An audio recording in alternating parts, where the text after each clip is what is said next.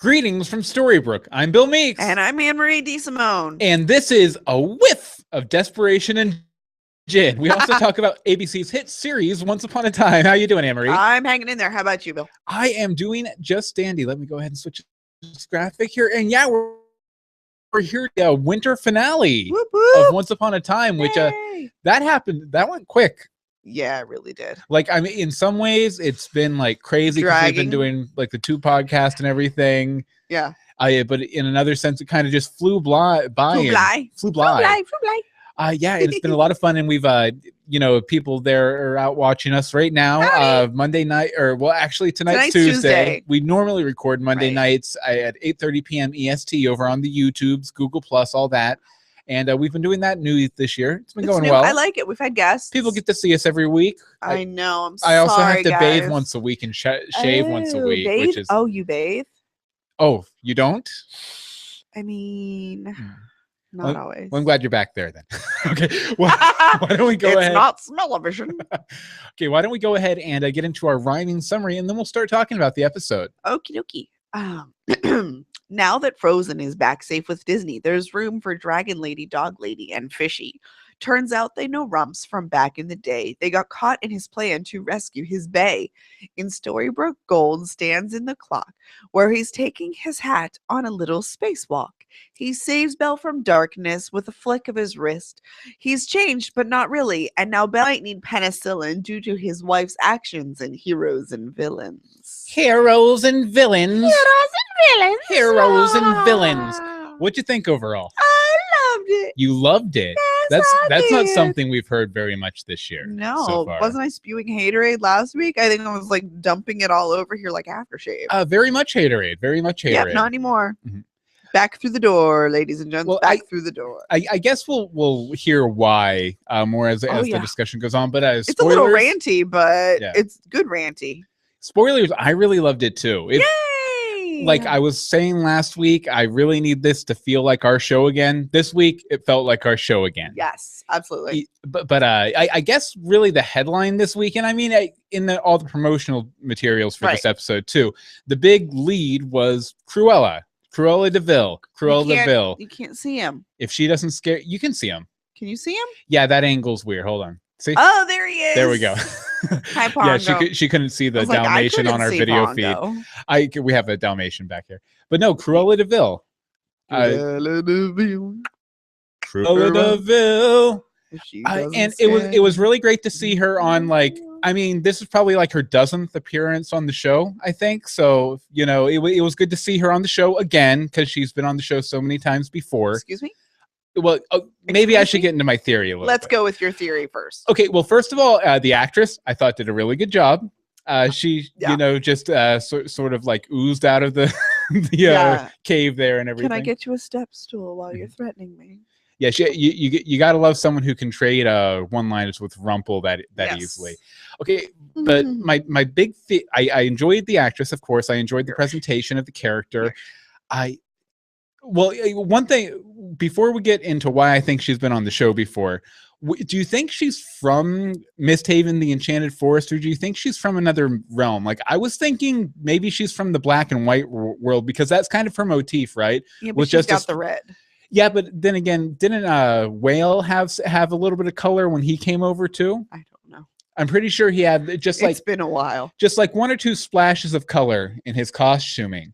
When he came over with Jefferson back in the day. His black and whites weren't even that harsh, so they were more gray tones. Yeah. It was more like, a filter was run over him, where she is very black and white. Yeah, well, that was I was like racking my brain for, realms we've seen or heard about or whatever, and she was really the Black and White world was the only world I could even think of that had a hint of modern technology or anything that obviously I would assume Cruella had to come from.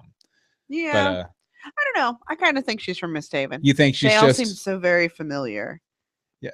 I mean, is there like a flapper village in Misthaven or something? Yeah, that part I'm a little confused by, but she no, lies.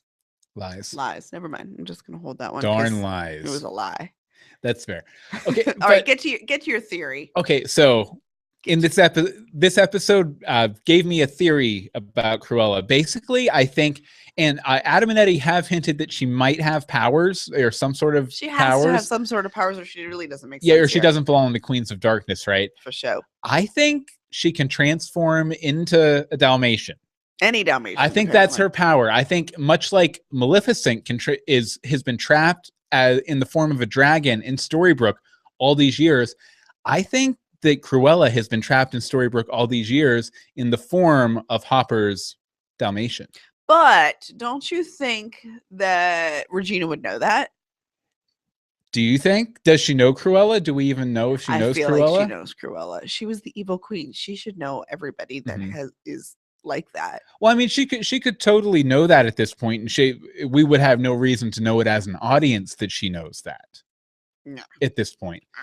But I think my feeling is that she's a shapeshifter and that she has been living with Archie all these years.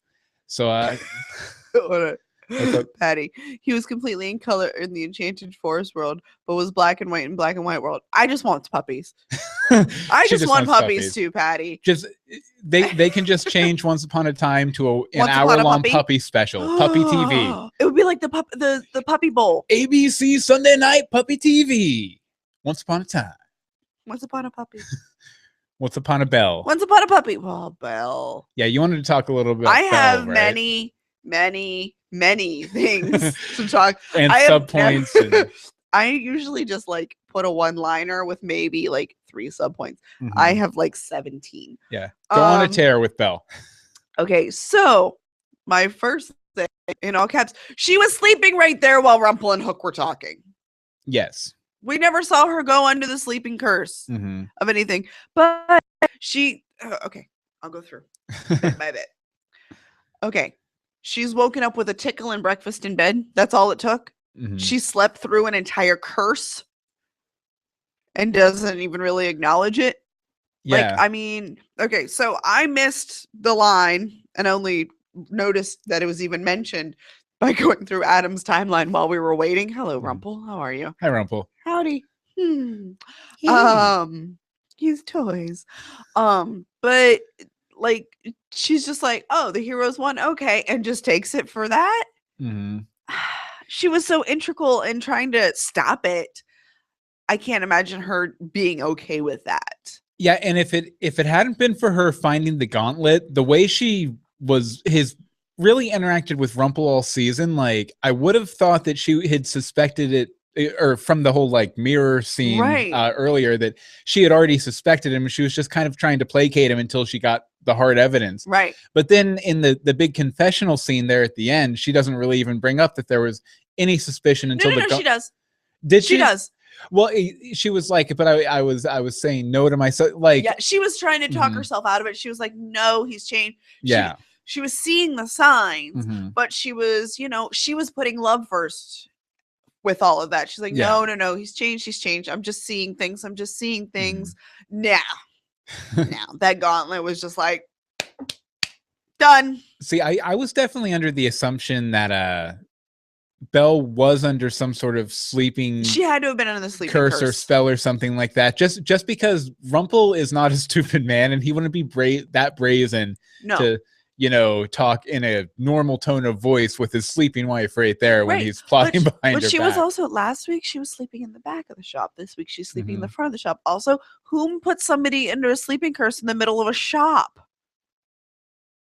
I don't know. It was just weird. Like the last thing we really saw with her was her being locked into the shop, but not put under a sleeping curse. She was protected. She wasn't knocked out.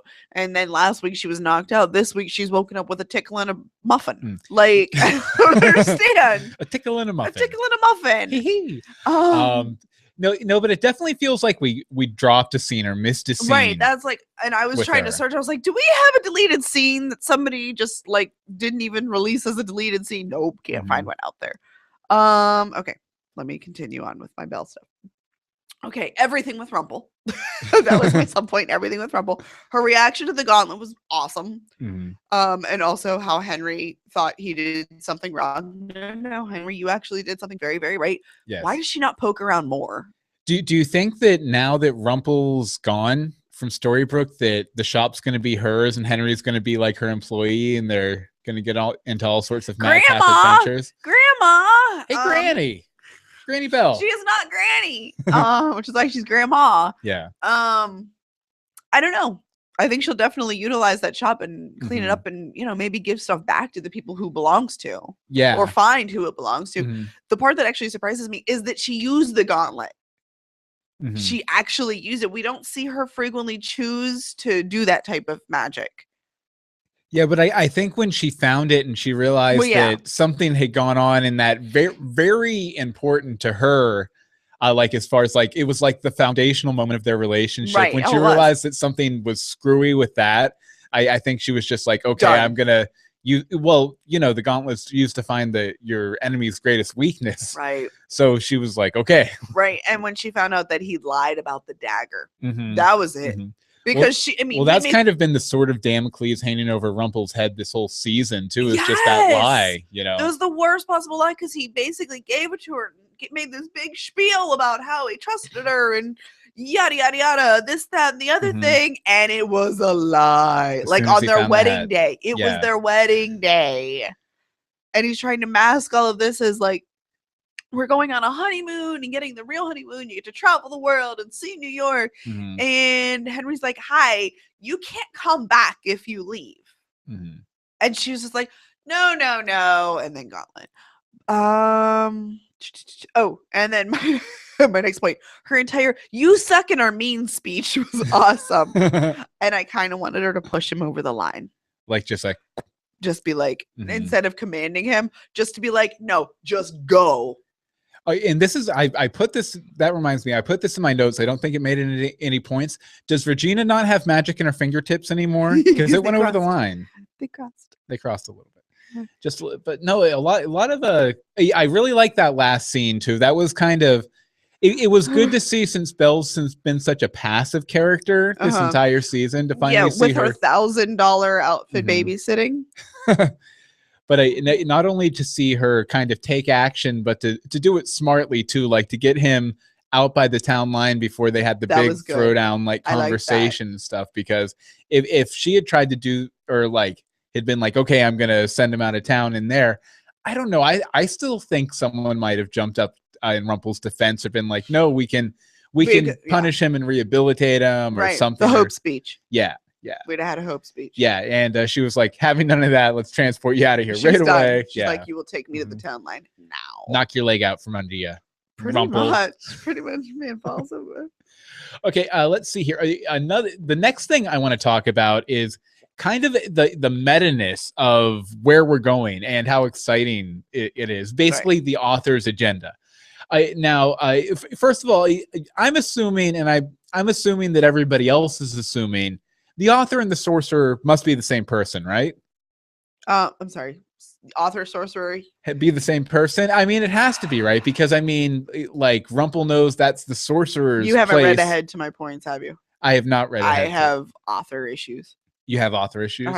That's fair. So you can go with your point, and I'll join in after. Okay, but I'm assuming that they're the same person because it's the same house, right? The same house with the room with the empty books and the door and the hat and everything. But how do we know it's really the sorcerer's house? Well, I think Rumple assumes that because that's where he found There's the hat. The key word. He assumes it. Okay. I don't think it is. Fair enough. But I wonder.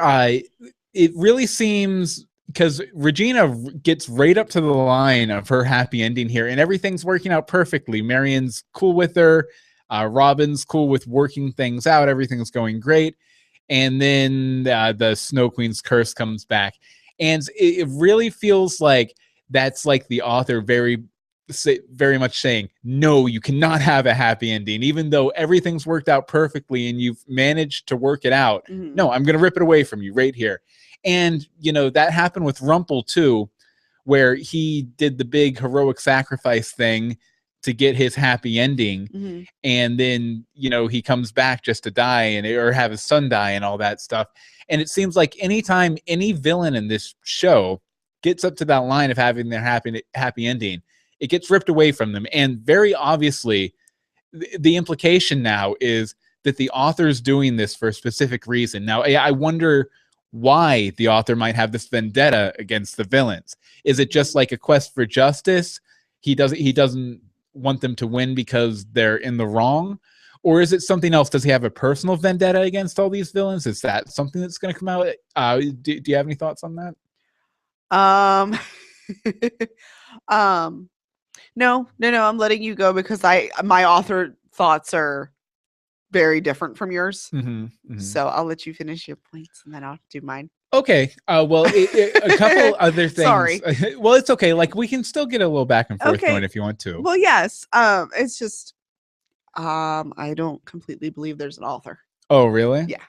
So that's why my theory is completely different than anybody else's. Fair enough. But okay. Well, I guess I'll go ahead and finish talking about my author stuff. But I guess one thing, you know, I've been talking a lot the past few weeks about all the good coincidences or the happy coincidences for the characters that seem to keep popping up, especially around the Frozen characters.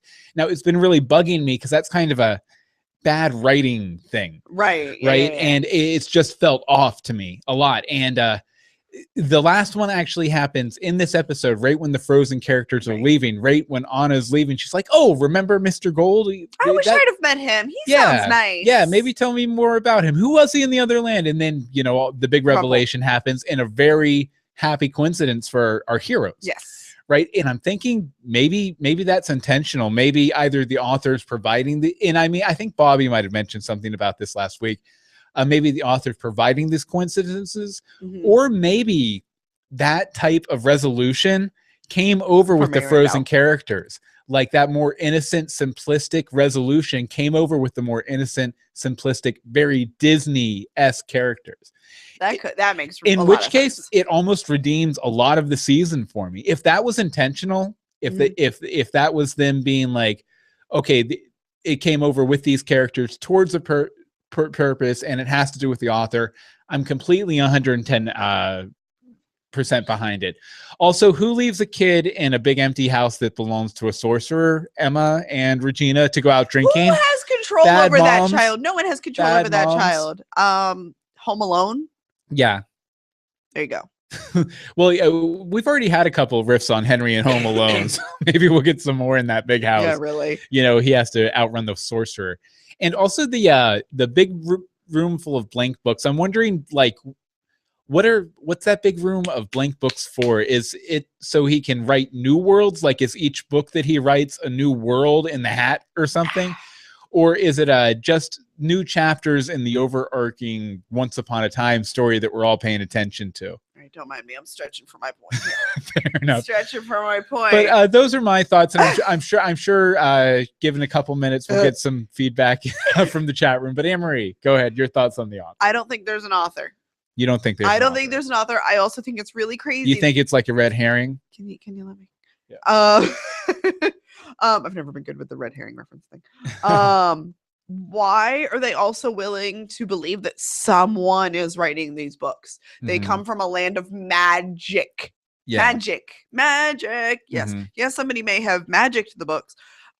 Henry's book should be about 3 times the size it was when it started if this book is actually doing what it's supposed to. The book, because like who's adding the pages? They don't just do they magically appear? Well, I've kind of got that impression, especially but the book doesn't look any bigger. The pictures aren't smaller. Like it's all fitting in this exact same book from season 1. So that bothers me a little. Yeah, I almost thought wasn't there a line in this episode that implied that there are future stories in there too? See, but I didn't get that specifically. Like I want to say there was a specific line. Maybe somebody in the chat room knows. I want to say I heard a line like that though, that there were future stories in there. Okay, well, if there's future stories, that's going to mess with some of my stuff. But if there was future stories, shouldn't they have known some things like the Snow Queen and the craziness? Yeah. Like, you would know how to defeat. You would know what Rumple was I up suppose, to. yeah, you could if look we ahead. have any sort of future. Mm-hmm. Nothing's stopping you from turning the page. Yeah. To find out how do you guys actually defeat this person, and what do you have to do? What's the journey that you have to take to get there? Well, I think it's kind of, and it seems like, well, they're kind of retconning it to be an old idea in that universe that evil always loses and good always wins. And I think it's really just they're coming to this realization that just because it keeps happening, it's not just like a general like universal karma thing going on. It seems more vindictive than karma. You know, especially like with the Regina scene where she's like, everything's happy. Everybody in this crazy dramatic situation I've been dealing with all season is happy, and I'm happy, and everything's good. And then boom, she drops like a knife, even though the person who put the curse on her is like gone. Yeah, that was one of my other ones later. Yeah, it's like the thing that I actually think has happened is that the sorcerer, or whoever, the author, if we would like to call them that, has magicked all these books to write down and draw pictures of what's happening, because we saw it change before our eyes when Hook and Emma changed the past. Yeah, we watched it change. Nobody like came in like. Well, I think that was more of like a time thing, though, like a Back to the Future thing with the picture fading. Right, but I'm just saying, like, okay, we'll give it that one then. But the book doesn't write the future, except that you think that they said something and I missed it. So maybe this point is off. But again, if they've shown us that would be very rude if they didn't show us that they were knowing the future, because Regina could still have her happy ending if we don't already have a future written. It's not written. All of those books are blank. Yeah. So that means there is more coming. If the book, if the book wrote the future, we would know how to defeat all of these big bads a bit earlier, and everyone would know what was happening with Rumple and Hook's heart. Still curious about the Robin and Regina mystery page. That's the only one that's throwing me for a little bit of a loop, because it had to be written, which means it had to happen from what we understand. Sorry, my points were, like I said, they were completely the opposite of yours. It's cool. No, I love it. So I want to know how that page got pulled out and rewritten. Yeah. And it just didn't change. Like, once the page is removed, does the magic not happen to it? Yeah. Well, I definitely think there's an element of with the way the book has appeared, pages appeared, and stuff like that, that even if it's not the author, whoever is is behind the book is kind of screwing with the characters a little bit, messing with them a little bit. You could say it. Also, does anyone actually read the stinking book? All we do is flip through and look at pictures and the flying monkey from season 1. Photoshop bad filters. bad Photoshop. Like, there are words written that have to describe some of this that I feel like would still have some sort of an impact, because those are going to have emotions, and you know, any sort of a story is going to have what's going on in someone's head. Well, it was a bit more them reading the book. The flashbacks in the first season were more them like reading the stories in the book as they haven't read them since season 1. Yeah. The book that we still carry around that is the same size, like nothing else is changing in the book. There's still stories to be read. Yeah. You know, Henry hasn't been with everybody the whole time. Does he sit and read? We don't know. I feel like this is something we should see. We should know. No one acknowledges that there's words since season 1. Prediction for the season finale of season 4. Fierce. In the last episode, we find out that the author made that room full of books so all the Once Upon a Time fans could come there, get their own book, and write their own version of the story. Bad prediction. Also, I would just want to throw out, like, Amy had a good theory. It's later in the feedback stuff from the Twitters of who she thinks the author is, and I'm just gonna flash to it because I kind of really liked it. And it's relevant. I remember this. I'm scrolling so I don't misquote her. There's a lot of points this week. Twitter bits. Crazy theory of the night is that the sorcerer is the author of the book and Bill's mom, and I love that, because I've said this before, whether it was on the show or just Bill, I don't know. I'm very emotional tonight. Sorry, guys. We never saw Belle's mom die. Yeah. We saw her packing up all sorts of books, which makes me want to go back and watch that episode, saying that they were too important to be left. Yeah, and Belle and her mom's connection with books anyway. Kind of, yeah. It's all books. And they also kind of put Belle's mom out there on Front Street in the promotion for this season that she'd been cast and she was set. She was yes. So there's that. Not every person in Storybrooke is in the book. Your future hasn't been written yet. No one says the future is whatever you make of it, so make it a good one. I'm reading from the chat. The good old chat. So there's my book rant that I've been like stewing on for a few weeks. Of how the heck are these people just accepting and okay with the fact that there's an author, somebody's writing all of this about me?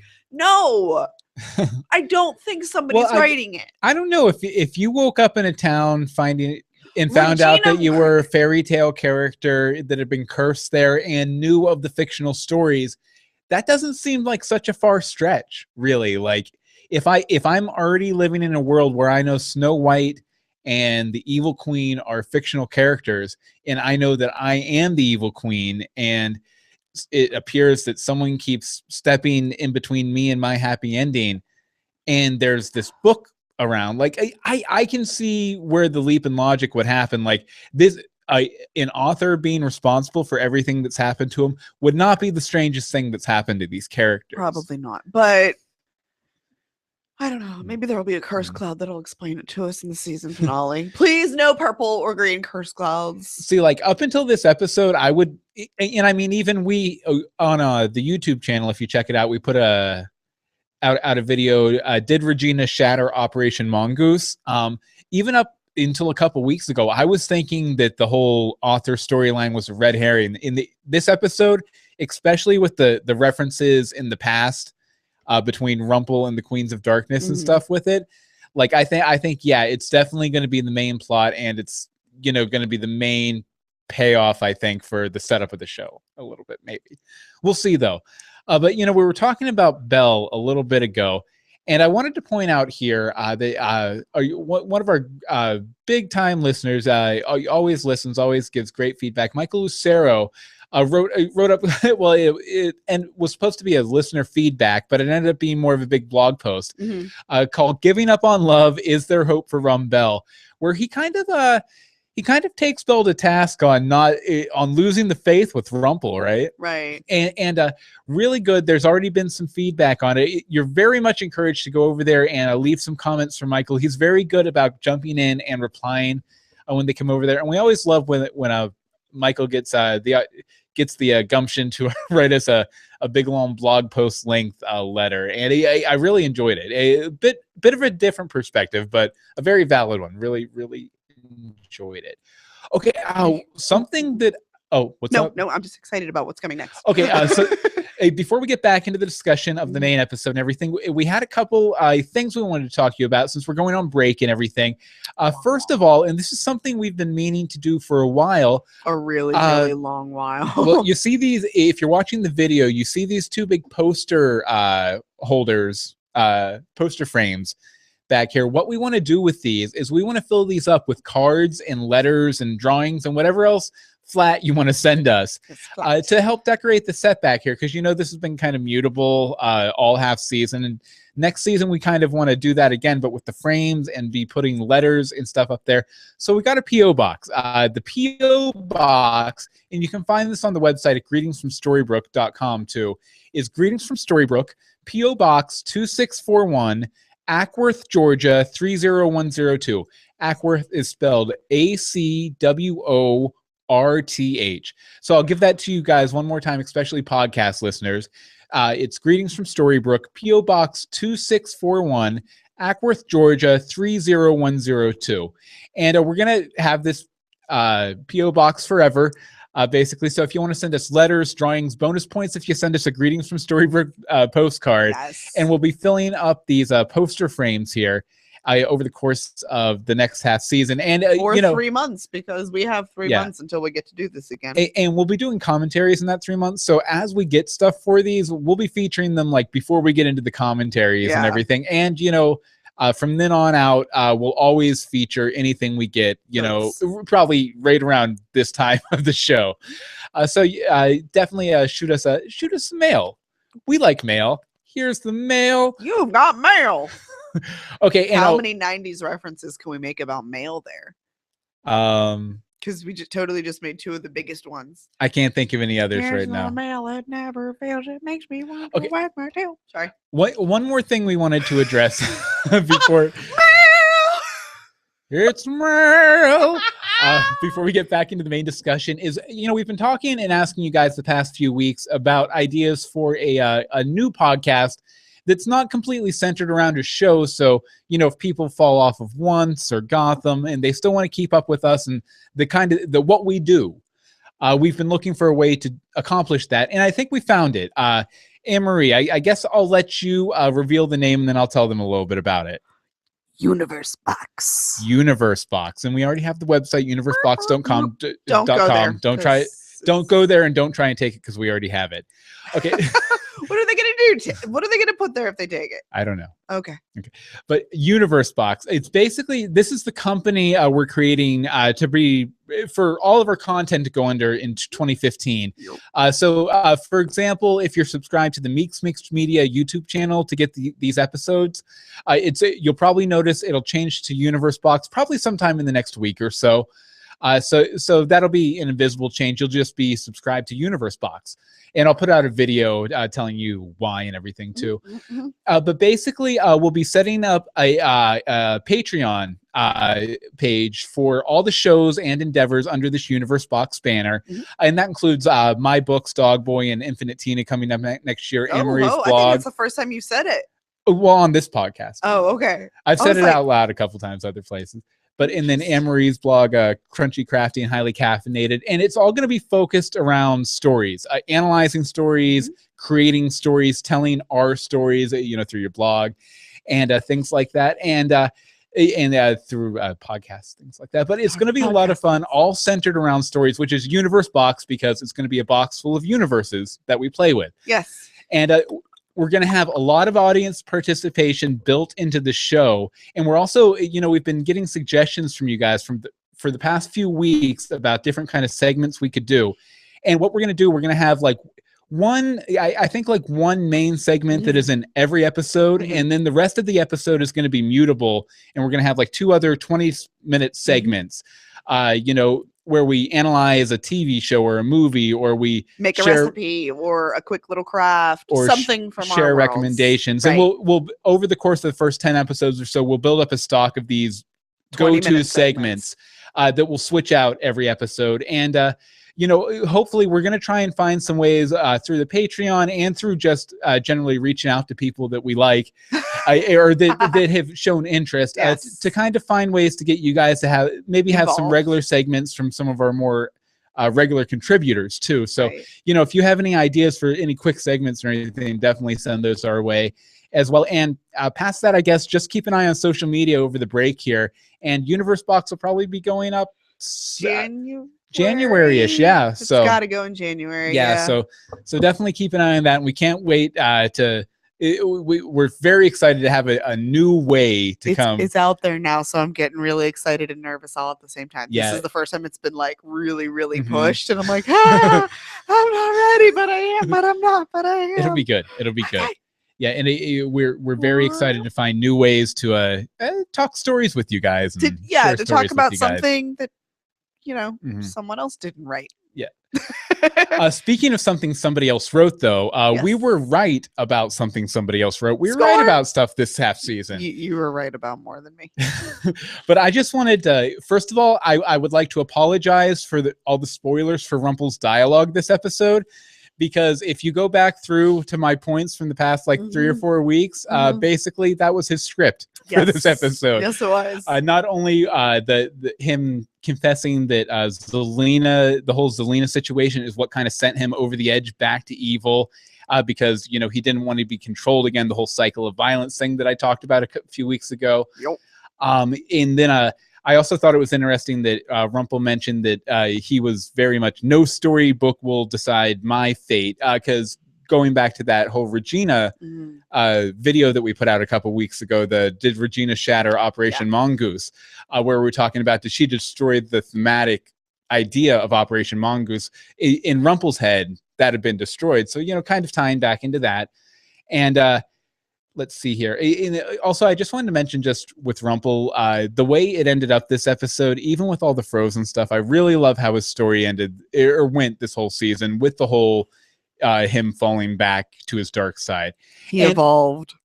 And I also thought that, and I mean, it's not just us, but many listeners, many other podcasts, anyone talking about once has said a few things about Marion. Again, what she said in this episode, her monologue when she comes and sits at Granny's next to Regina, basically it was the only option for her to go, for us as an audience to kind of still see her as a good person. Kind of and it's what everyone's been saying she needs to do from the get-go. Just step out of the way. Mm-hmm. It's a bad situation, but it's for the best for you to let Robin be happy with Regina. He wouldn't be happy with her, so who knows what's going to happen now when they get to the little inn down the road. Yeah. You had something you wanted to mention about Marion. Yeah, about Marion. What the heck made this woman collapse? She should have been 100% unfrozen when Ingrid died, because that magic was gone. Which also, the ice wall should have come down immediately. It should have tear down this wall. Tear down the Elsa. Ice wall. Melt down this wall. But it should have, like, when the person who has the magic, moves on, the magic should go with them. I think we've seen that in other things, but I could be wrong. Personal opinions. Well, I know the protections on the wall went down. Maybe it was just a matter. It was actual organic ice there that had magical properties, so the magical properties were gone, but the ice was still hanging around. I'll buy that. Okay, so her heart should have been safe from the freezing thing because we yanked it out of her chest before it could get there. Yeah. So yanks back in. She comes back. Why did she do that? She did, yeah, just like that. You didn't see it; was off screen. Okay. Why did feeding the ducks with Roland cause her to fall over and basically die with the curse? Like, where did the freezing just come back from?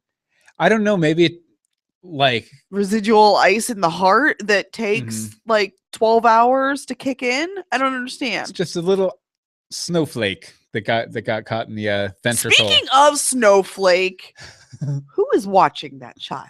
Nobody. He's grown. He's a farmer now.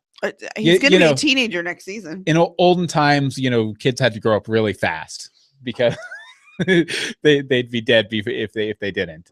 Wow. But so yeah, I still don't understand. And it went through these this type of stuff. Okay, so she falls over, frozen, and basically passed out. Can't talk. Then, we realize, we get her up, and then she's walking again and awake. And I'm like, how did that happen? Marion should be dead. Yeah. I'm sorry. I'm sorry for those of you out there who like Marion. The woman should be dead by now.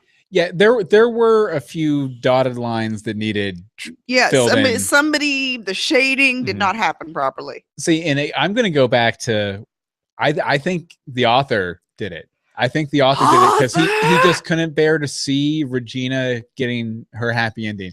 Also, I think that the author is going to be revealed to be a woman only because everyone is presuming it's a man. Yes, I'll buy that. Almost guaranteed. If that's somebody, well, again, Belle's mom. That makes sense. Also, it totally makes sense for her to be the sorcerer. Yeah. I think. Well, I don't know about sorcerer, but definitely the author. And to me, it makes a lot of sense for them to be the same person. Yeah. So. And that's why. Yeah. Okay, so I guess we should talk a bit more generally about our new trifecta of evil, the Queens of Darkness. Now, one of the first things I noticed was a big costume change from Maleficent. Yep. She was in that purple thing. Yeah. Because we went back and did commentaries on all the Maleficent episodes from season 1 back over the summer. So we got refamiliarized ourselves with the character. In as much as we complained that Frozen hung too close to the Disney version and everything, I kind of like this change in Maleficent's costume to more. It's really just kind of a riff on the Angelina Jolie version of Maleficent, but I actually like it. I think it works a lot better than the original. What did you think about Maleficent? I liked it. I mean, I don't have that steel trap memory like others do, so I was like, oh, it's Maleficent. So no, I mean, it made sense. I have strong opinions about other people's costumes, though. Yeah, and also, had we ever seen her do the bird thing? The bird thing? I don't think so. She did that in the movie though, right? Because we watched the movie a while back, a few months back. Might have fallen asleep to it. Possibly. No, but it was good, and it was good to see her back in true form and everything. Mm-hmm. Oh, okay. So you had some other issues with. Well, I'll let you make your comment, and then I'll throw mine in there. Okay. Well, Ursula's costume. I didn't like it. No, it didn't really scream Ursula to me at all. Like at all. Like, I mean, the tentacles, sure, I guess, but there was only 2 of them. It's an octopus. It has 8. I think maybe the thing that offended me most about it is just that the Regina getup that she had when she pretended to be Ursula was a lot closer than this was. Yeah. And I would assume that Regina was basing that off the actual Ursula. So it just feels weird, right? I'm trying to Google things. What are you trying to Google? The statue. Poor unfortunate souls, so bad. Yeah, basically. Okay. Well, I will make my comment. Ursula's costume is awful. Awful. If they are going to be so spot on with the other 2 queens of darkness, couldn't they have done a little better with hers? That was what really bothered me, is like, you were going straight from the book/movie on these other 2. Yeah. And this one is green, first of all. At least if it was purple, I could have probably dealt with it. Or some shade, a blue, an indigo, something in the right color scheme. Also, what is that thing on her head? I want to swat it off and comb her hair. I wouldn't be surprised if we don't see a revision on that between now and then. Like, it almost felt, because Ursula's casting announcement came really late in the game, because they announced Maleficent was coming back ages ago, back before the season premiere even. And then they announced Cruella like a week or 2 before Thanksgiving, and then Ursula was just like last week or the week before or something. Right. So I almost have a feeling that this scene was shot like, within the last month. All of her scenes were shot really recent. So I was able to pull something up on time. Okay, so the Ursula statue, because she was a goddess also, she's evil, but she's a goddess. So yeah. It's like a halter type, not halter, strapless, like bustier type bustier, of thing. Yeah. But it's, it's an octopus bottom. Like, that's not a confusion here, unless this Ursula's like a I don't know. Well, it could be too. Maybe she has the ability to, give herself legs when she needs them, kind of like how Ariel. Maybe. I don't know. The thing on her head sort of works with what we've got going on there, though. So I don't know. It just bothered me. It was so ugly. Yeah, and of course we already shared our feelings on Cruella. Cruella de Vil. Okay, but apparently this is the musical version of Greetings from Storybrooke. Let it go. At least you guys haven't musical. Let it go. Yeah, best we didn't watch that. Gotta sing it one more time. Yep. Let it go. No, let it go. Let it go. Let it go. Let it go. Oh, but I like your point. GC. I like GC. Did you mention that yet? If so, I didn't hear you. GC.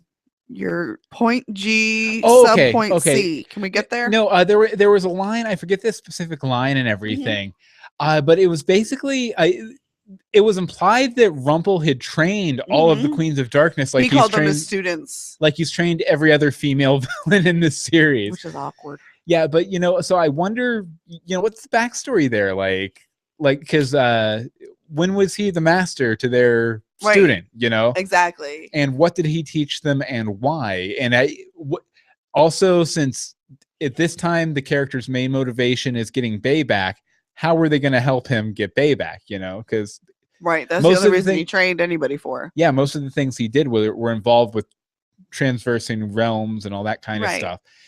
It's something else I was thinking about. Okay, so we see at the end of this episode that Ursula is in our world, and presumably Maleficent and maybe Cruella are back in Storybrooke, but Ursula was, as you mentioned, was classed as a goddess, right? A sea goddess. So I'm wondering, maybe all of the gods and goddesses of the Enchanted Forest world maybe they got banished to our world for some reason somewhere down the way, and maybe that's where the dragon from back in season 2 came from. Maybe that's why he was in our world. But then again, he did have magic. He did have magic. I mean, maybe he figured out how to get it back, and maybe that's why Tomorrow went after him or something. Interesting. But so I'm thinking maybe that's why Ursula was in the aquarium, was because she was banished there, like the dragon was banished to China. Yeah. Hong Kong, I think. I know it was something else, but I forget the correct pronunciation, so I'm not going to even try. No, but just going to give up on it. Queens of Darkness, very interesting. Can't wait to see what happens with that. Oh, I thought we were past that. Okay. Oh, we did your thing. Okay, so I guess we should probably talk about, since we're letting it go. Let it go. Let it go. Let it go. Let it go. Let it go. Frozen's gone. Finally. Do you want to say goodbye to Frozen? Including the one thing that everybody agreed on, the beloved Anna, who did a winky face on her Twitter that indicated she might be back. She'll be back. Yeah. We're not done with her. Yeah. Even though she hates our realm. But just a couple things I wanted to throw out here as far as the Frozen stuff to wrap up the Frozen half season. It looks like, whatever the sequel will be, we'll probably pick up around the wedding. Since that's the last scene we get with them. And we were kind of, I don't know if we assumed it or we were promised that there was going to be a glue that connects Frozen to Frozen 2, or even that short animated thing, whatever it is, to where Once Upon a Time could have happened. And I'm assuming that's what it'll be, is like, the Frozen 2 will pick up right with the wedding or something. And also, what a fickle kingdom, because within minutes of getting back there, like Anna's bruises didn't even have enough time to heal her. Kristoff's black eye, they were able to take the kingdom back from Hans and plan a wedding, or throw the wedding. And it's like, what a fickle kingdom. Like, at first the Snow Queen takes it over without doing anything, and it's just very, very funny. And also, I thought the door scene when they went back felt just a little bit awkward. Like, it was all of our main characters just standing there going, "Bye, magical friends. It was nice seeing you." Yeah. Bye, licensable characters. Like, it was a little weird. We're not going to question where this door came from. Well, that's actually literally my next point, isn't it?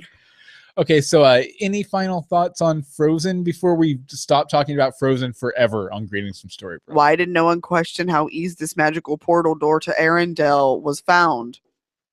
I suppose that's a valid point. We have been searching high and low for portals and the such for 3.5 seasons. And look, whoop, there's one. Because we followed a mop that walks. Well, to be fair, that mop probably worked for the sorcerer at some point, so he probably had some awareness. Right.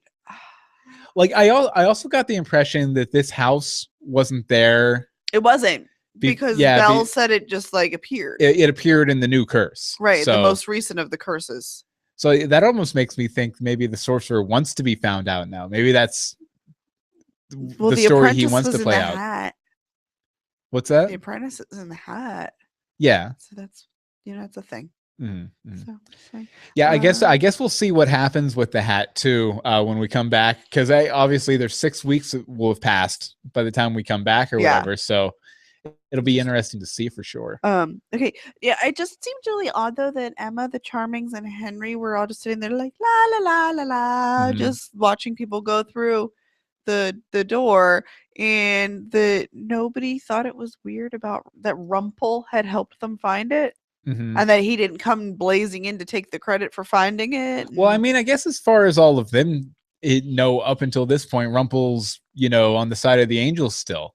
Although it does leave an interesting thing, though. I wonder if they're going to leave this door there forever, in which case they can go back and forth to Arendelle. Yeah, which would get them back and forth to Misthaven with some travel. Like, I think it would be an interesting dynamic for them to have like an open portal for an entire season, like between the worlds, because we've never really got to see them like utilize that as a plot device, to where traveling is no problem, since that was such a big issue for the first. Oh, people are going to have issues with that if it happens. No, but I think it would be a way to tell new kinds of stories. Oh, it absolutely would. But unfortunately, we have to go through Arendelle to get to anything. Like, I don't know, Tiny the Giant re-enlarges in Storybrooke and is exciting, or is attacking the town. Oh, everyone jump over to Arendelle real quick while he until he goes to sleep, and then we can attack him, just random stuff. That's the bad version. I'm sure they'll do much better on the show. Okay, one thing I thought was also interesting with the way everything ended up is it seems like that the heroes and the villains, for as much as this episode drew a line between them and the differences between them and the way the universe is built for and against them, they're really going to be working towards the same goal next half season. Like, basically, with Emma joining Operation Mongoose with Regina and Henry, they're all going to be working to find the author so they can get what they want from them, while Rumple and the Queens of Darkness are going to be working for the same thing, or working towards the same goal. Right. And I guess it's maybe it'll end up being, the big finale will be a big debate, present your case before the author. Like, do the heroes or do the villains deserve the happy ending? I'm sure that'll probably be the thematic argument they're having all next half season. Oh yeah. But I just think it's interesting that they're both going to be working towards the same goal, because usually the heroes and the villains are on opposite. They're working towards opposite goals that work against each other. So I guess we'll see how that goes. It'll be interesting though. I'm excited. We shall. So the stars in the hat matching the stars in the sky again. If I have to hear that line one more time, I'm gonna put my fist through Rumple's head. Because that's never explained, really. It's just he keeps saying that when the stars in the hat and the stars in the sky align. Well, maybe they put it in so much so in that the clock tower scene and everything, so people wouldn't be like, oh, what's going on here? Why is it matter with the sky? Why is the thing opening up with the sky? Maybe they were just trying to hit the point home a couple different times and make sure to say it right up front in this episode. Exactly how it was said over and over again. But how did he know that the stars in the hat would match the stars in the sky on this particular night? That's very convenient. Yeah, well, there are several convenient things. There are several convenient things. Also, then again, that could be a story thing. The clock tower could open up like that.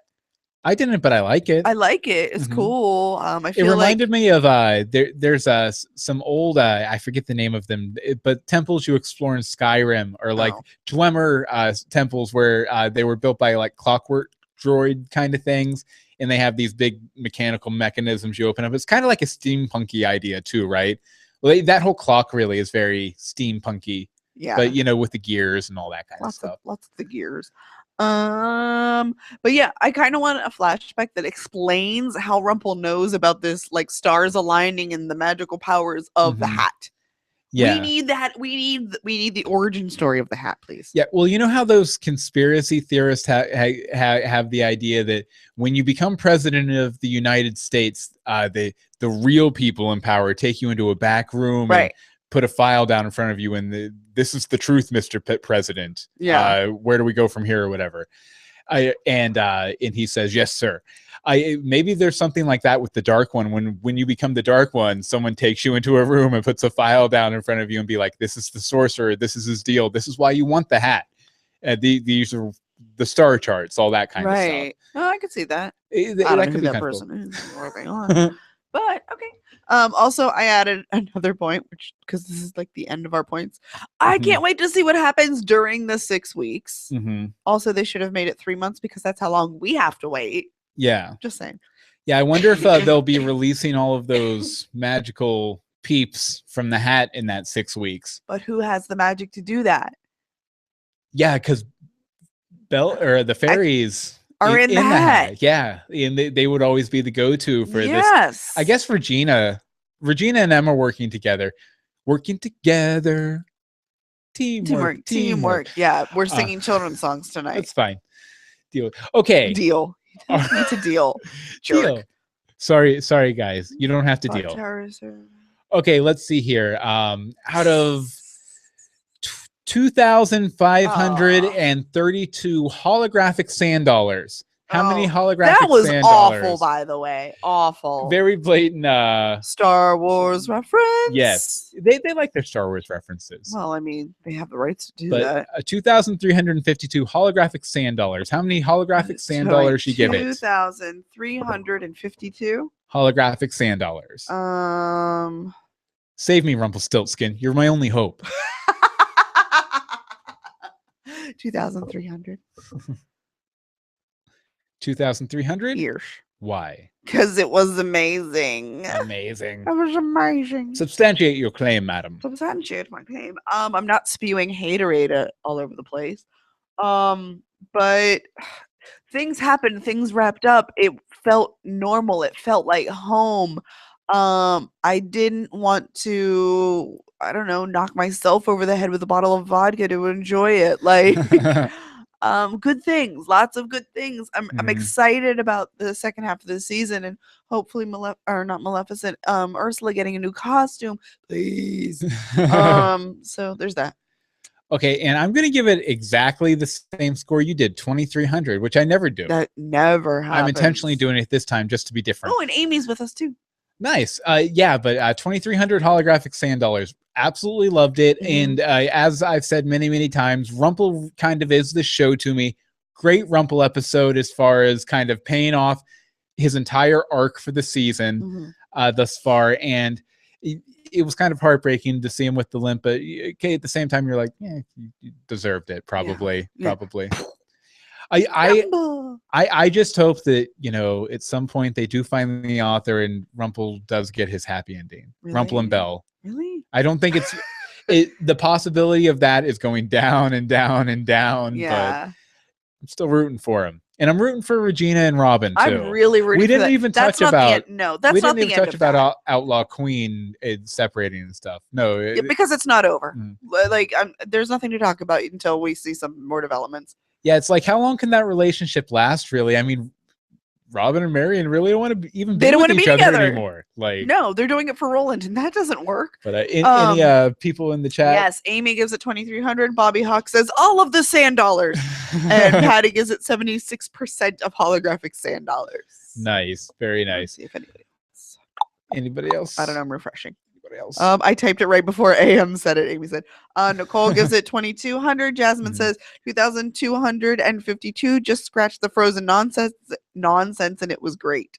Yeah, and we're going late tonight. We're already an hour in. By the way, so you're all getting your wishes. Your wishes are coming true. It's a long wishes episode. Are granted. But before we get to the news, I do have a new serialized Dog Boy adventure coming out. The third episode is going to be coming out next month, so I figured I'd go ahead and preview it here, or not preview it, but promo it here. Anne-Marie, why don't you tell them about episode 3 of Eye of the Scarab, The Demon's Seal? Let me swallow my water first. That's fine. You ruined it! Trusting you is the worst thing I ever did! This is it. The shadows attack City Hall, and Cultus City will never be the same. Can Dog Boy change their minds before they ruin everything? It all ends in the room below the old curiosity shop. Dog Boy and Cindy battle Willowwood, the multi-dimensional theater professor, which is just interesting, and his minions, the Baba Yaga sisters. As the world falls down around them, Dog Boy must make his choice. His decision could spell the end of his crime-fighting career. But maybe that's a good thing. Very, very dramatic reading. I would say almost Shatner-esque.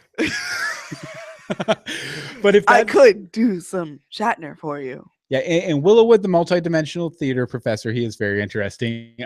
But the first 2 episodes are out right now. If you want to pick them up, they're 99 cents a piece. Third one out in January at bit.ly/Eye of the Scarab. The next to last Dog Boy adventure by me, Bill Meeks. And now, on to the news. News. First up, the ratings. Good news. There's bad news. Once Upon a Time scored a series low 1.7, down 0.3 from last week's season low 2.0 for adults 18 to 49. So yeah, a series low in the ratings. Well, if people would have known it was going to be this good, they'd have watched. Yeah, I heard some speculation. Some people might call it excuse giving, but I'll call it speculation. That it was because people thought that last week was the season finale because it seemed kind of like a season finale. It was very finale-esque. And I guess there were some other like some sports related stuff going on, some sports ball and all that kind of stuff. Don't judge the sports ball. But series low for the finale, but we'll be back up at the beginning of the next half season. I'm sure of it. Okay, next up we're going to discuss the and I forget to put this up, the wonderful cover. I have the scarab. But we're going to do. They actually released a promo for the next episode, 413, Darkness on the Edge of Town. As always, we can't really play this for you, but we'll talk about it while we watch it. I'm sure you love that. Yes. This spring. And there's Ursula. Looks like they're not changing the costume. A car at the edge of town. Ursula and Maleficent. The Queens of Darkness. Seriously, with the Queens of Darkness thing, though? Yeah, they're very team oriented. Yeah, but that was definitely Cruella in that costume. At a point here, Regina with the dagger. There's a glimpse of Robin. And really just a lot of action scenes with the Queens of Darkness, and then Maleficent says at the end, I'll give you darkness. I'm Maleficent and I'm evil. You can find the links to all these stories at greetingsfromstorybrooke.com in the show notes for this episode. Next up, there was a TV line interview with Adam and Eddie that had a few bits of important information. I actually never mentioned it before. One of them was that they confirmed that it's not going to be the Yen Sid from Sorcerer's Apprentice who is the sorcerer. I'm still kind of holding my money on Sidney Glass to be the sorcerer, especially since he's still kind of an X Factor. Yeah, a little bit. Oh. But and there was another interesting piece of information that you wanted to mention, right? Ariel will be swimming back into our lives, everyone. Soon she will be part of our world yet again. Instead of on her island getaway with Prince Eric. We're not going to talk about how stupid that is. Yeah. But so something else that we would thought we would mention here, and Wu pointed out to us, thanks Wu, is that the director of Frozen has apologized for Let It Go. Now the director Jennifer Lee recently told The Hollywood Reporter that she now apologizes to parents for the song. She says, a year ago I'd met people who, when they found out who I was, they'd say, oh, we love the songs, we sing them all the time. Now parents tell her, unsurprisingly, that they're still singing them.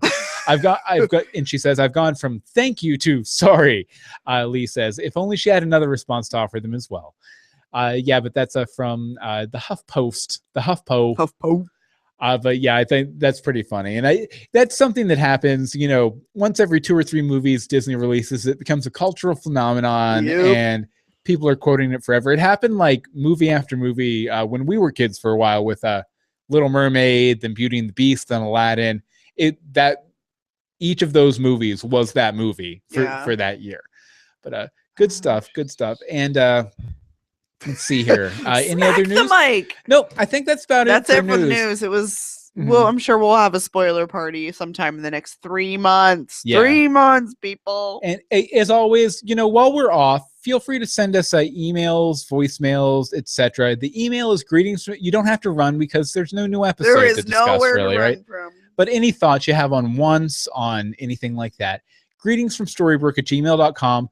Twitter is @GFStorybrooke. The Facebook is facebook.com/greetingsfromstorybrooke. And the voicemail number is 424-274-2352. Again, that's 424-274-2352. And I play the voicemails, don't I? Why don't we play this one from Bobby? Yeah, do that. Hey, Bill and Anne-Marie. Last minute Bobby here. Now that is how you do a mid-season cliffhanger. This episode was fantastic. I love just about every single minute of it. I could go on, but I'll try to keep it as brief as I can. Regina and Robin, I was really looking forward to them getting together, so it really sucks what happened. But I guess from a storyline standpoint, we all kind of figured it would probably go that way anyway. I don't understand why she couldn't just take Marianne's heart out of her chest until the whole town line thing was resolved, but I really enjoyed the scene between Regina and Rumpel in the car when they were discussing the whole villains getting their happy endings thing. It really did a good job of showcasing just how far Regina has come since the first season.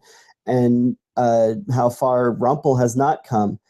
He's more or less just his old evil self still, and that's why it was great to see Belle finally let him know that she may not be as blissfully ignorant as he would like her to be, although it may seem that way most of the time. Mm-hmm. It came as no surprise to me that the sorcerer and the author were one and the same, and I think Amy hit the nail on the head the other night on Twitter when she said that she thinks that Belle is the author / sorcerer. They made a big deal in the beginning of the season to show that, yeah, mad props to Amy in this week's episode.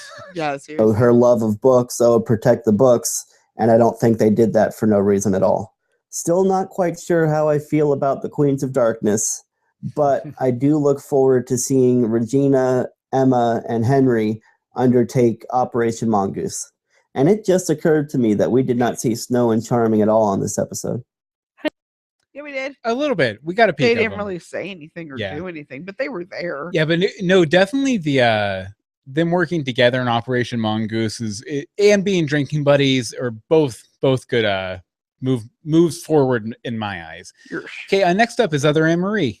Hi, Bill and Anne-Marie. This is Other Anne-Marie. I just finished the mid-season finale for Once Upon a Time, and I thought for about 35 minutes or so that the show was kind of slow-paced, but very comfortable, and the episode was, going along, and then the bomb drops. It was just amazing. The one scene Belle gets in episodes, and it's this one, just amazing. Like, Rumple being expelled had me going so long, I nearly missed the entire next scene.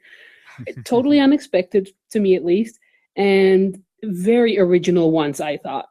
I guess we could have seen it coming because, of him saying that he didn't really change, he just evolves, which was a great line, by the way.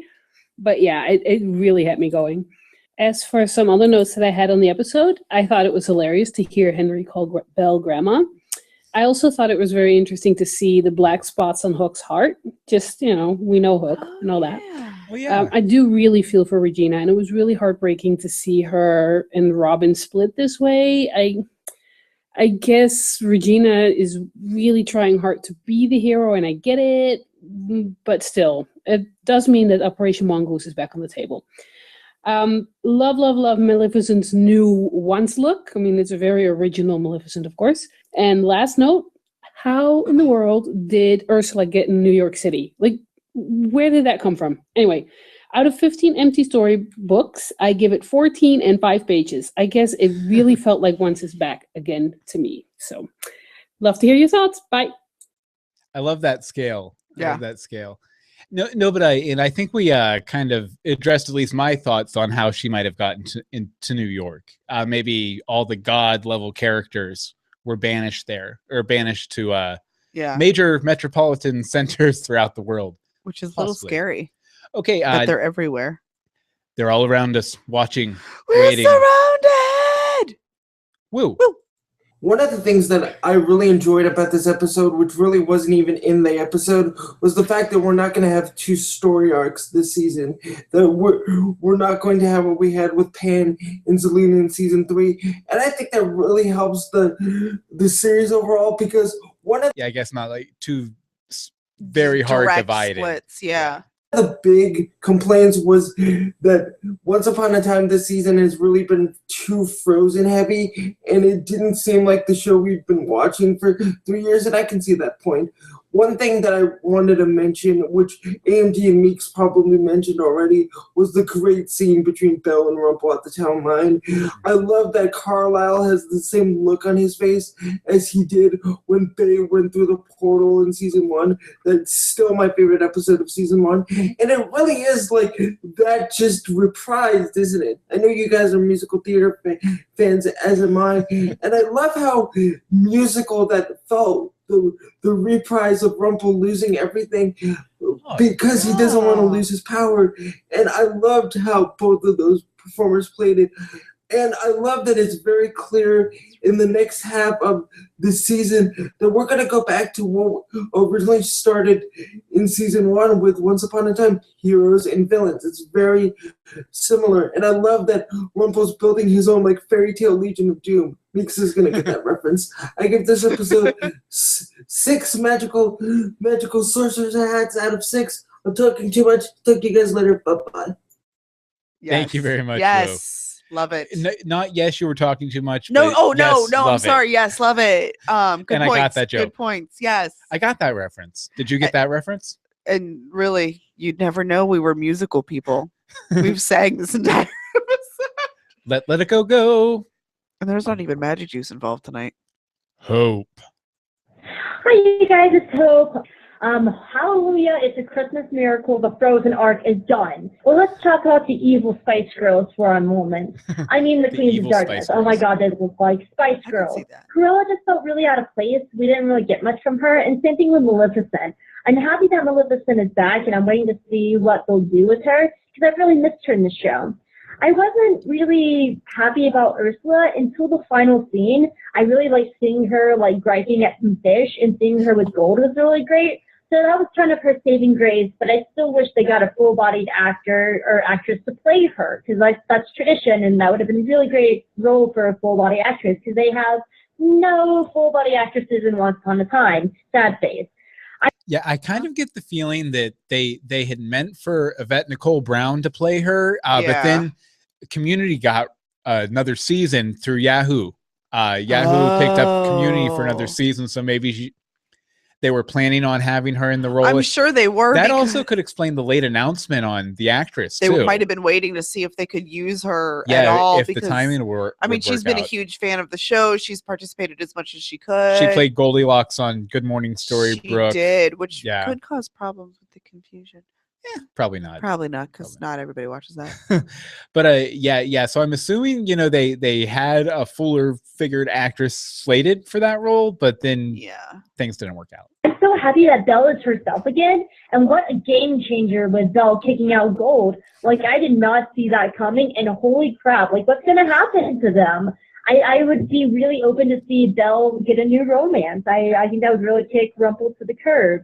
What happened to the fairies in the hat? Like, with Rumpel's spell, did he kill all the fairies stuck in the hat? And is Killian going to tell them there's fairies in there? And we found out that the sorcerer is really the author. Was that confirmed? Is that a thing now? And I'm still just wondering who the sorcerer is. But yes, have a great show. I'm sorry I can't make it on Tuesdays. I work Tuesday nights and stuff. So yeah, happy holidays, monsters. Bye. Thank you, Hope. We just look scary. You're like, it ended. Wait, talking. Yeah, I don't even know. Good stuff. I think our main comment, we interjected. We did interject it. Okay, so next. Here's a short one from a newbie. Aaron, take it away, Aaron. Hi, this is Aaron from Wisconsin calling to mention that it's a sad day for Belle fans, but I'm glad that Belle put her foot down and sent Rumpel out of town without his powers. That's all. Bye. Thank you very much, Aaron. And this episode sunk 2 ships, at least temporarily. Belle's mom in the original Beauty and the Beast was a fairy. Oh, that's cool. Good to know. That really, really makes it even more... See, we can always count on Patty. She has lots of that type of knowledge. Yeah, well, actually, we have a rhyming episode review from Patty coming up here in a minute. I'll read these Twitter bits real quick. Yes. These are just a few tweets we got. Okay, we already got this one from Amy. But Rick Rack says, I say we officially dub upcoming Once Upon a Time 4B as Gin and Depression. I'm all for it. Desperation. He can't read. I can't read. I'm sorry, guys. It's late. And then finally, Justin Burn Notice 56 says, are you doing a Doctor Who Christmas special episode like last year? Nice and random, but he told me we'd respond on the thing. Yeah, I'm not sure. If it happens, it's going to happen a few days after Christmas, probably closer to New Year's Eve, something like that. We will keep everyone posted. I know we need to reach out to Chris Giles if he wants to take place in it, and I think there was someone else who had thrown in their hat in the ring. Deb. Yeah, but we haven't heard from Deb in a while. So if that's going to happen, it's going to be real quick. We might need people, but it's going to be real quick right after between Christmas and New Year's. And we'll probably talk a little season 8 too of Doctor Who. Because we haven't done anything for it. So. Okay, here, you want to give us Patty's rhyming episode All right. review. To Frozen we say adieu, as our heroes discover what all of us knew. Heartbreak City for Outlaw Queen and Rumbelle, which Captain Swan can celebrate well. For the Dark One has failed, but now darkness rises from 3 witches who seek the hero's demises. Yet more questions has opened, like Wicked's magic being undone, while Snow Queens can remain in the long run. Emma's lack of trust is not unfounded, but it does leave me astounded. For actions can be questioned, but by the assistance of Rumple that she has previously requested. For none of the matter, for the true star has shined, since Dalmatian Puppy has truly defined. Scrolling, sorry. A need for more of the animal kind. Defined. Which I am sure no one will mind. For this is where I wish to end, to which I say so long, my friends. And thank you very much. Thank you, Patty. Very cool. Sorry, I butchered it. I think I did last year too. Okay, let's see here. This next letter is from Cliva. Cliva says, this episode was filled with sad ending relationships. The first one with Regina and Robin, I didn't really like how it ended. Come on, are you saying crossing the town line was the only solutions to Marian's chilly illness? They didn't even try to find another way. I really wanted Regina to get her happy ending with Robin, but maybe she can do something with those blank storybooks. And go Belle. It's about time you woke up, and I literally mean that. Or it's about time you woke up, and I literally mean that. I ruined the joke by... Good try. Keep going. She did a lot of sleeping this season. I never would have imagined her forcing Rumple across the town line. I think Rumple will be great as a villain again. Cruella's costume looks great, and can't wait to see more of her. I give this episode 45 chocolate shots out of 50. Always a great podcast. Clive. Also... timelines. Okay, also, you don't have to read this part on the podcast. We will. But it was easiest to do it this way. But I recently just watched all of Once Upon a Time in Wonderland, and I was confused about the timeline a bit. Can you explain when it fits in with the main show? Yeah, this is pretty easy to do. It's basically that first episode of Once Upon a Time in Wonderland coincides with the season 2 premiere for Once Upon a Time proper. Yes. And then it just continues on from there. So, say 2 or 3 months pass in that series. So it probably before the end of season 2. Yeah, I would say the end of Once Upon a Time in Wonderland is around the end of season 2. Roughly. So thank you very much, Clive, for the letter. You want to read this one from Ash? Hey, Annabelle. Wow, that was an emotional whirlwind. The Belle Gold, Robin, and the rest scene was heart-wrenching. And speaking of, woohoo, Emma, nice heart shoving. LOL. Loved the Frozen, so cute tie-up, and Anna was so pretty, and how Henry and Belle teamed up, etc. That was really good. Wish we could have seen more of that this half season. Agreed. And I wonder how they're going to explain Ursula and Cruella being outside Storybrooke. Maybe Zelena didn't want them hogging her spotlight, so maybe she kicked them out after they all came back. I don't know if it's a possibility. And the Dalmatian puppy was so cute. I wonder if it was a baby Pong, or just one of the puppies. The broomstick, and there's that door again. Anyway, while the clock tower has a sunroof, how cool. And Belle was awesome. I like it, but it also tore my heart. Metaphorically heart-crushing. Ouch. I was surprised she didn't throw his bags and cane over the line as well. You can't give him ammunition. You just got to go. And love how Emma's getting her feisty groove back a bit. Stick. Yeah, and he did. And secret library room. Nice. The power of 3, always a good way to go. Gonna give this one 7 blank books out of 10. Cheers and hugs, Ash. Okay, and this one's from Chris Tipton, and he wanted to talk a little bit about the Queens of Darkness. He says, can Cruella turn herself into a Dalmatian on command? I didn't read this, so you didn't? Chris, I didn't rip this off from you. Maybe this is her superpower, because Kitsis says they are going to make her magical. I love Maleficent's new look. She finally looks legit. I thought she looked dumb in season 1. Agreed. Cruella also is spot on. She already is terrifying. Those eyebrows. I don't care for Ursula so far, but hopefully she'll grow on me. My pet theory is Lily is Cruella de Vil because Lilith is a demon in many stories and, well, Devil or Devil. So there's that. One question. Rumple needs to make 2 more stops. Question mark. I should have said that as a question. Rumple needs to make 2 more stops. Maleficent is a wraith beneath the clock tower. How does he think he can find her? Chris Tipton. I would assume that at least the first act of his story next half season is going to be trying to get back into Storybrooke. Yeah. Or it's going to happen in the first 5 minutes of the first episode. One or the other.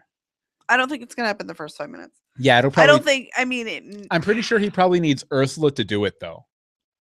Well, yeah, to swim in. Yeah. Come in by sea. 1 if by land, 2 if by sea, 3 if by magic portal and bean. Okay. 3 if by bean. Side note, we forgot to mention this. Some letters were really long, so we did have to do a little nip and tuck here and there. But we are reading everything tonight. There's a lot. Hour and 20 minutes in. Okie dokie. Marianne, and this is from Alina.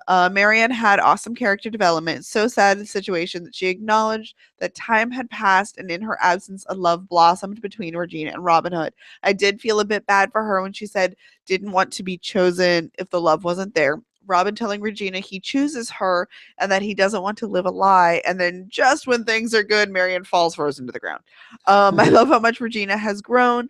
She acknowledges that Robin has to help Marianne at the cost of her own happiness. This is the mark of a hero, putting other people's happiness and well-being before their own. Alina.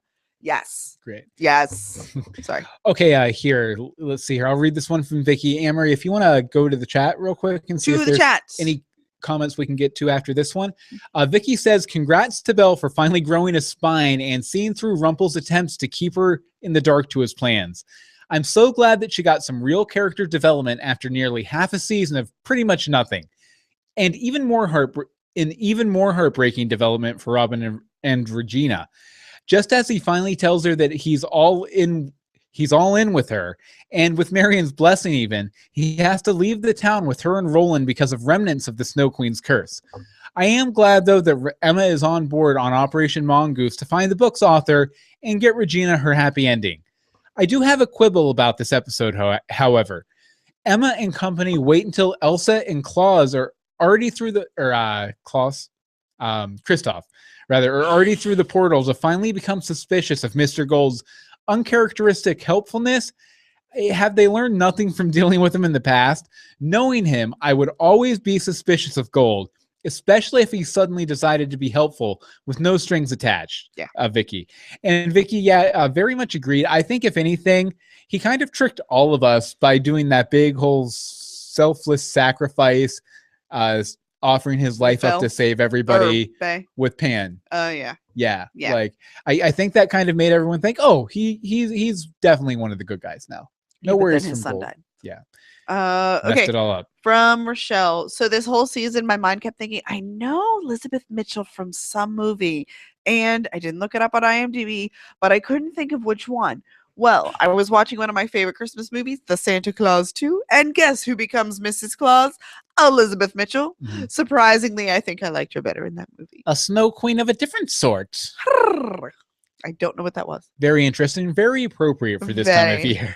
Yes. Okay, let's see. This is from Nicole. She says, I was all slouchy. No, don't kill Hook. Then yay, Snow and Emma to the rest. Oh, right. It's Rumple. Then Belle. Oh, the wrath of Belle. Was not expecting that. I give this one 80 out of 95 blank books. I wasn't all that focused the first half or so, but then was on the edge of my seat the rest of the way. Belle earned most of these books on her own. Most of these books on her own for me. Thanks, Nicole. Did you have something? Yes, it's actually from Nicole. Just a thought. With all the sleeping this half season, could Belle be pregnant? Dun, dun, dun, dun. They did just get married. Baby Dark One. I wonder what happens when the Dark One has a kid as the Dark One. Is it like Dark Baby? The gray one? Well, I don't know. I don't know, but I mean, we have the heart of the truest believer. Do we have the heart of the not? The heart of the truest not believer. The heart of Cole. And Amy says, glad to see that Hook tried to fight Rumple's control and warn Emma, like with the grabbing. Oh yeah, with the grab and everything. Yeah, and there were several times like he was like you could tell he was trying to get word over to her. I know. I expected him to like try and like write something, but I'm like, that probably negates it. Okay. Hello to my favorite podcasters. So I just got finished watching the winter finale. This is Elizabeth, by the way. Sorry, the name is at the bottom. And talking about my best friend about it, and there were some theories and confusions which we both had, and I would like to discuss. So first off, Marion. I understand that she was thawed because the Snow Queen was no more. That made sense. Where the show lost me or confused me was her frozen-like symptoms coming back at the pond. That made no sense. Agreed. Am I the only one that didn't make sense to you? Nope. Were the writers just trying to find a way to get rid of her? Yep. Maybe. I mean, because they barely even used her character, which her character could have done so much, I think. I just thought it was a lame reason to get Robin Hood to go with Marion, taking the choice out of his hands. Although I will give props to Marion, the way that she handled the Robin Regina relationship was really well done. She was dignified, and I understand how she puts it. She wants to be chosen, and really, isn't that what we all want? Now, on to Belle. I'm not surprised how she ended it all. She did the right thing, making Rumple leave Storybrooke, and like Marion, she wanted Rumple to choose her, but realized that it never would happen. Poor Belle. So I have a theory: the Dalmatian puppy that appeared before Belle, he was totally guiding Belle to Cruella. I think that the puppy belongs to Cruella or something. See, my thinking is that puppy was Cruella, and that the person who nabbed Belle was Maleficent. See, and I actually think it was Cruella who nabbed, but I think I think the transform, like she led, and then the puppy disappeared, and then this person came out of the woodwork, kind of literally because it was trees. But instead of the puppies being afraid of Cruella, maybe they work for her instead. Oh, that could work too. I mean, they always put a twist on the characters, except for Frozen. That was for me. I can summon 101 Dalmatians.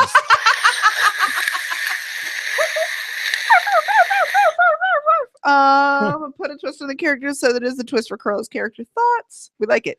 I like this episode, but it wasn't as good as season 3's mid-season finale. And just out of curiosity, when can we start signing up to be a guest on the show for next half season? Because I would like to do it again. You guys are the best. Sending love your way. Merry Christmas and Happy New Year. Oh, thanks, Elizabeth. Merry Christmas to you too. I'm not sure if we're doing guest or not next half season. Oh, good to know. I just don't know. Because we haven't discussed it yet. But if you signed up before at bit.ly/beyondgreetings, we have your info. We'll get a hold of you. We'll get a hold, and we're also gonna need people for Doctor Who and spoilers. There's already people volunteering for Doctor Who. Is there? Yeah. Nice. So Bobby and I believe Patty, who said she never watched it, but would for a Patty volunteered to watch it as a newbie reaction, which it's gonna be a Christmas special. So with Santa and oranges. But we'll definitely, and we'll have spoiler parties between now and March too. So there'll be opportunities, even if we don't do guests next year. I think we probably will, though, at least part of the time. Yes. Okay. Next up is Charity. Charity says, at the end of the episode, I wasn't as excited as I wanted to be. This half season was better than the last 2 seasons. Her current rank is season 1, season 4, season 3, season 2. However, I keep watching in the hope that it will get better. Much like reading a book and not caring about a chapter, but still liking the book overall. Yep. I can see that definitely. And I definitely don't think this mid-season finale was as good as last year's. Nah. Last year's was just like, what? This one was kind of like, okay, I can see that. Yeah. Well, like we had said last week, we think that they pushed it up. Yeah. Because they were losing everybody, obviously. Series low. Series low. Anyway, next is from Jasmine, which we'd like to thank her for pushing us to get a P.O. box. Yeah, she kept going, so I want to send you something, but I'm not going to send it to where either of you live. So what's your P.O. box? Yeah, and it's something we've been meaning to do forever, and it just finally someone asked for it at the right time and we managed to do it. So for the first time in forever, we did it. I'm probably 100% wrong on this, but I want to say she's the one who pushed us into doing the commentaries too. Probably. So if you nag us, we do things. So there's that. Yeah. Maybe we should have a nagging segment on the Universe Box. Like, what's making you mad now? Anyway, okay. So I think that was kind of a variation on Bobby's idea. What was Bobby's idea? I kind of that. Kind of the nagging? Have people nag us. Yeah. Oh, I didn't see that one. Yes, I'm okay with people nagging us. Okay, Anyway, so Jasmine, 2 hours in. This week, love the show aside from the Frozen wrap up. You guys have a billion responses, so leave it for them for comments. But plus, I'm sending this in late. Loved all the Rumple stuff. The conversation with Regina. I do wish I could have ended with Belle kicking Rumble out of Storybrooke rather than the New York City scene. Agreed. I would have been better to make the viewers wonder all mid-season or all season break if Rumple will be back. He'll be back, of course. When Rumple is finally out, then the series is wrapping up. True story. I was ready for Hook to get his heart crushed. Hey, it happens to all of us. But I liked the quick scene of Emma giving it back to him. Wow, am I a romantic? I actually thought Hook was out this midseason. Wait, no one is ever really out, right? The scene with Robin and Regina made me tear up a bit, actually. Maybe she'll be better off in the long run. Have a great show. Thank you, Jasmine. Yes, thank you very much. Sorry, I stuttered. Also, by the way, when Emma was like, drop the heart, I was like, don't drop the heart. There's a bunch of gears there. I was like, don't drop Hook's heart, Rumple. I didn't really catch that. Yeah. Okay. As always, you can write to us at, just go to the website, greetingsfromstorybrooke.com, and click on contact. The P.O. box is there too. I'll show that to the live stream people one more time. We want to get letters and postcards and all that kind of stuff. Pictures, if you want to draw us a little picture of yourself and send it in. Or us. Yeah, that'd be awesome. I would love to have fan art. We want to fill this thing up by the end of the season. One of them up for Greetings and one of them for Gotham. So that'll be fun. And then they'll be here. That'll be fun. But you can find new episodes, new commentaries as we record them through the break at greetingsfromstorybrooke.com. And Marie, where can people find you online? You can find me on the Twitters at DeSimone, mostly over at my blog Twitter, though, at CCHC blog, where I do different recipes, DIYs, crafts, local review stuff. All that kind of stuff. And as for me, you can follow me on Twitter at Bill Meeks. You can follow me on Google+, google.com/+BillMeeks. And I guess there will be a Universe Box YouTube channel that you can subscribe to get the live video events next season. We might be doing them a little differently too. Stay tuned on that. And you can find the words I write at dogboyadventures.com. And I'm thinking, is there anything else? That's it, man. Is this the wrap up for Greetings from Storybrooke for the year for 2014? Maybe not. Or maybe there might be a different a horse of a different color. A Christmas miracle. I don't know. Stay tuned. Until next time. Greetings from Storybrooke. Let it go. Let it go. Let it go. Let it go. Bye, guys. Bye.